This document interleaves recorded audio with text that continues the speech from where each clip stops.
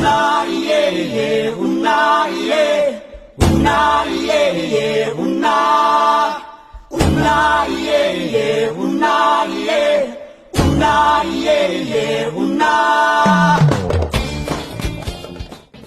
A man of 3 decades of experience in public service, he was born on January 24, 1966 in Manay, Davao Oriental. He is the son of Antero Dayanghirang and Irene Lechencito. He is an alumnus of Holy Cross of Davao College, where he obtained his secondary and college education. He also completed a local administrative development program course from the University of the Philippines in 1986 and a Commander and General Staff course from the Commander and General Course College in 2020. He started his career in public service when he was elected as Barangay Captain of Zaragoza in the municipality of Manay, Davao Oriental from 1989 to 1992, which in turn allowed him to concurrently serve as ABC President, Sangguniang Bayan member. In 1992, he was elected as the municipal mayor of Manay, Davao Oriental. From 2001 to 2007, he served as board member for the 1st District of Davao Oriental.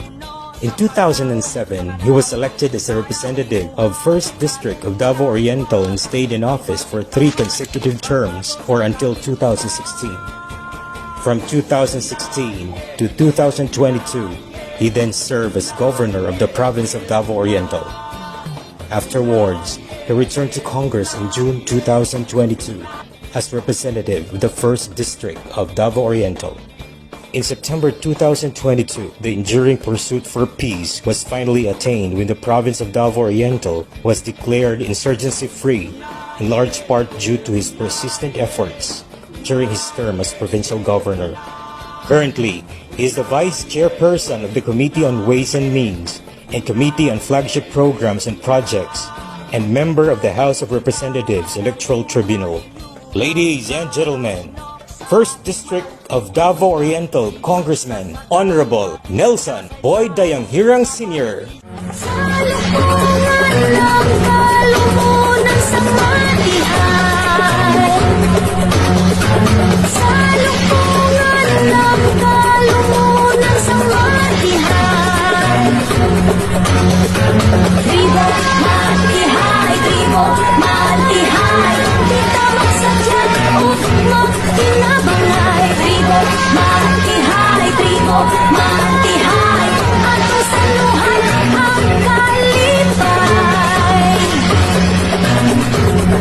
Tribo matihay,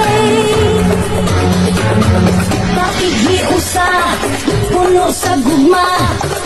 Tribo matihay, ato ang ubanan, pakighiusa,